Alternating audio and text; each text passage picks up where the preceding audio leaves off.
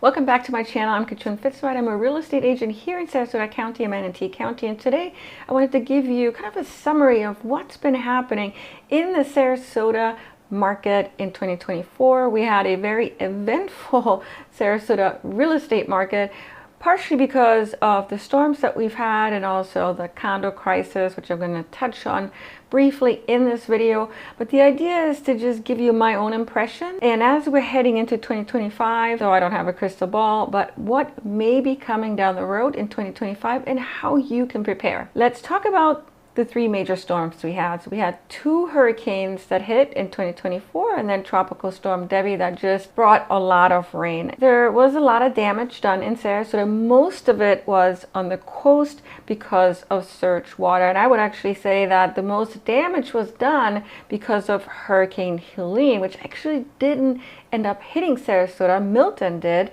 but Milton didn't do as much damage as Helene did because Helene hit the panhandle, and so we were getting the southern wind rotation, which typically brings in more surge water. And so we saw anywhere from about 6 feet to 7 feet of surge water hitting Siesta Key, Longboat Key, Lido Key, and that is what brought a lot of damage to the coastal areas, especially in the form of flood water. As you can only imagine, salt water, once it penetrates your house, does a lot of damage, and a lot needs to be repaired or taken out altogether and then rebuilt. Having said that, there was an absolute slowdown in the Sarasota County market due to these storms, due to people just trying to absorb all this information. And then of course you've also had the election, which we now know who the winner is, who the president is going to be in 2025. And so I believe come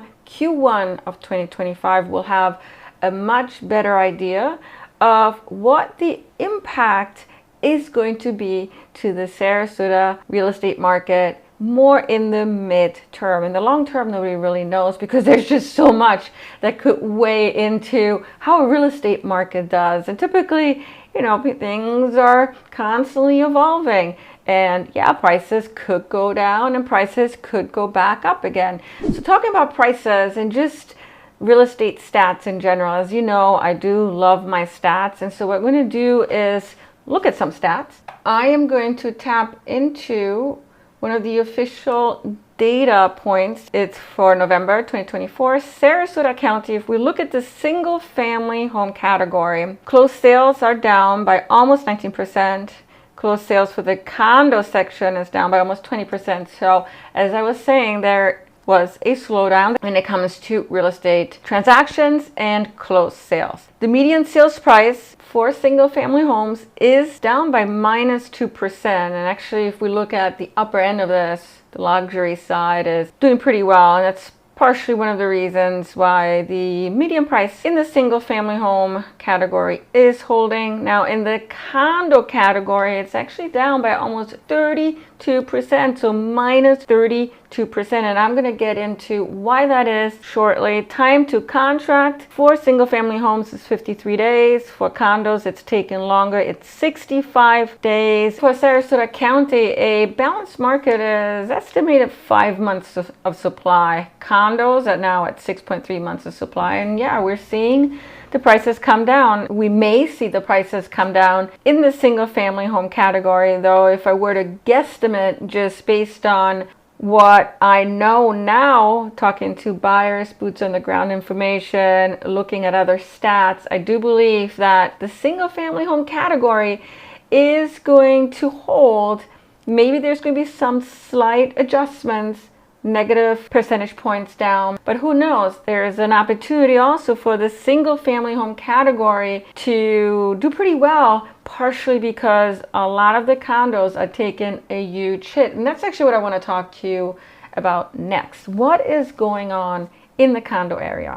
A portion of the condo market is collapsing, and that's really those condos that are reaching the age of 30, maybe 25 years old, if they're closer to the coast, that are 3 stories and higher because of the mandate posed by the Surfside bill, where these types of condos have to go through a milestone inspection and a reserve study. And that's causing a huge headache for condo owners, even though in reality the Surfside bill is there in order to ensure that condo units moving forward, if they have not been well maintained, are going to be well maintained. There's a lot of negative press around condos just in general, and so they're starting to take a hit here in the Sarasota County area, as you've seen just looking at the stats, minus 32%. If a condo is 2 stories or 1 story, and we have plenty of those also, their Surfside bill is not a mandate. So please take note of that. That's important. A lot of buyers are worried about buying these types of condos that fall within the Surfside bill, partially because a lot of these buildings don't have a readily available reserve study yet. And what's been happening across Florida, and this is not every building, by the way, some buildings, even those that are older, 3 stories and higher, have been well maintained, and it's likely that once they go through this reserve study that the assessment isn't going to be that big and the HOA fee increases may not be that big. But there have been some buildings that have not done a really good job at maintaining the building and stocking up money in the reserve, and so it's those buildings that are being hit with high assessments, $50,000, $100,000, $150,000, and this is actually per owner. If you're a buyer right now that is looking possibly to purchase a condo, I still think it's a good opportunity if you do the right homework. If you're interested in one of those older condos, and a lot of them are going to be in prime locations, on Siesta Key, on Longboat Key, on Lido Key, make sure that if you're interested in a building that you wait until they have the milestone inspection and the reserve study done. Most of them, I would imagine, have already done it because the deadline is actually the end of 2024 to get those done. The reserve study should be available, I would imagine, fairly soon. And you're going to want to know that information and study it before you seriously consider one of these condo units. This condo situation is going to take some time to play out. Again, I don't have a crystal ball, but it is likely that the percentage change year over year is going to continue to decline as we're moving into 2025. If you're someone that's interested to purchase condos, you also have opportunities to purchase those that are not 3 stories and higher, 2 stories, maybe 1 story condo units. And we have a lot of them, especially off the shore, just a little bit further removed away. And I think that's a great opportunity to get into the Sarasota market, especially because there's some pretty good price points in those condo sections, $300,000, $250,000. So give that a look as well. Partner up with a buyer's agent that can really help you navigate the condo landscape, also single family homes, but especially the condo landscape, because it's just become a little bit more complex versus navigating the single family home category. So what I wanted to show you next is that it's important to slice and dice the data. And then looking at just single family homes for the Sarasota market, the median prices are essentially stable. There have been some fluctuations over the last few months, but just looking at November 2024 versus that same time last year, it's actually up by 3.39%. Yes, inventory is also piling up. Like I said, Q1 2025 is going to be very, very telling. So if you're in no rush, then just keep looking at the information, look at the data. If you're somebody that is looking to sell, the beginning of the year into Q2, so before May, you're going to want to sell. That's typically when the prices, just because of seasonality, come up anyways, whether we're in a downward cycle or in an upward cycle. If you're looking for a real estate agent in the Sarasota County, Manatee County area, I would love to connect with you.